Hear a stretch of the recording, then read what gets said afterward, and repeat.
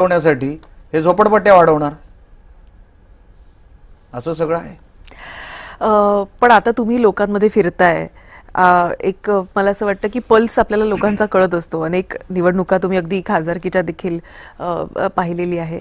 इतक्या निवडणुका आणि अर्थात इतकी वर्ष नारायण राणे हे राजकारणात असल्यामुळे त्यांच्या अनेक निवडणुका, त्यांचं कॅम्पेनिंग फार जवळून पाहिलेलं आहे. निवडणुकांच्या शेवटच्या टप्प्यामध्ये ना साधारणतः आपल्याला एक अंदाज येत असतो की लोकांचा कल कसा आहे. तुम्ही लोकांमध्ये फिरताय, अगदी गल्ली गल्लीमध्ये जाताय, लोकांच्या समस्या जाणून घेताय, काय कल वाटतं लोकांचा? लोक उत्स्फूर्त पाठिंबा महायुतीच्या सगळ्या उमेदवारांना देत आहेत. आमचा प्रचार एक संघ होत असल्यामुळे तो एक इम्पॅक्ट मतदारांवर पण चांगला पडतो. कसलेही वाद नाही, कसलेही हे नाही, प्रॉब्लेम नाही.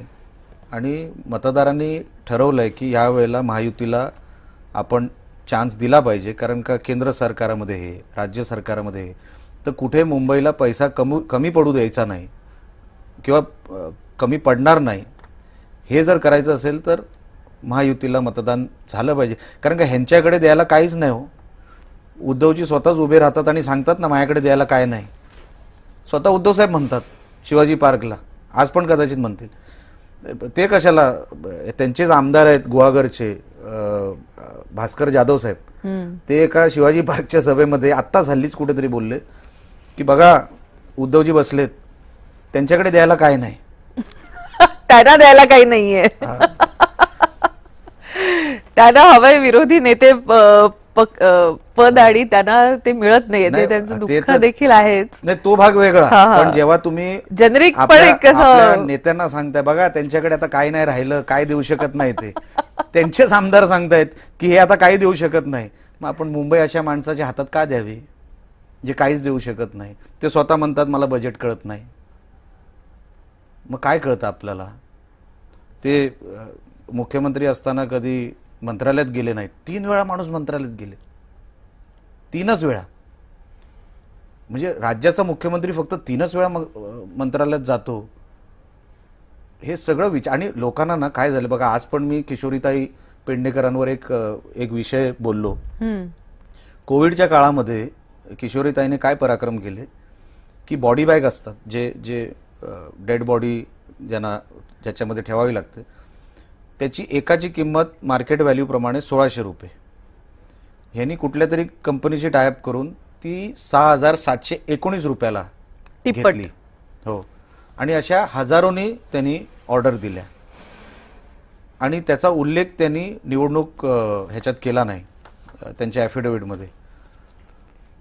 बघा, जेव्हा डेड बॉडी आणि जेव्हा लोक मरत होती, जीव जात होता, त्या वेळेला पण ह्यांनी पैसे कमवायचं ठरवलं.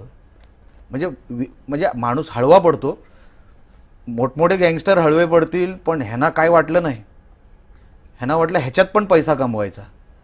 डेड बॉडीमध्ये पैसे, म्हणजे डेड बॉडी बॅगमध्ये पैसे, खिचडीमध्ये पैसे, टॉयलेट पेपरमध्ये पैसे, जम्बो कोविड सेंटरमध्ये पैसे.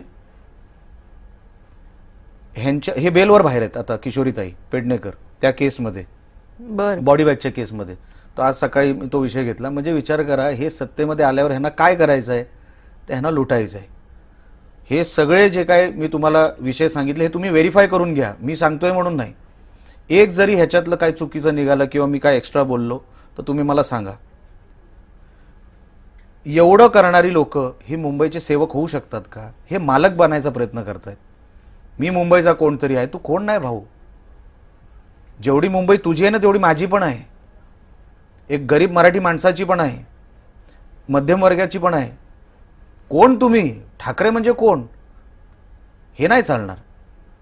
म्हणजे जसे ब्रिटिशर वगैरे करायचे ना जेव्हा प्रिन्सली स्टेट होते, तसंच झालं नाही की मी कोणतरी मोठा आहे आणि तुम्ही आमचे कोणतरी कामगार किंवा तुम्ही आमचे हे आहात, असं नाही. आणि म्हणून आता मुंबई तशी राहिली पण नाही. मुंबई आता फार मुंबईकर हुशार आहे, त्यांना बरोबर कळतं कोणाला कधी जिरवायचं. ते यावेळेला ठाकरेंची जिरवणार. बरं, मला एक सांगा, आता तुम्ही जेव्हा लोकांसमोर जाताय, तुम्ही असे कुठले 3 मुद्दे सांगाल की या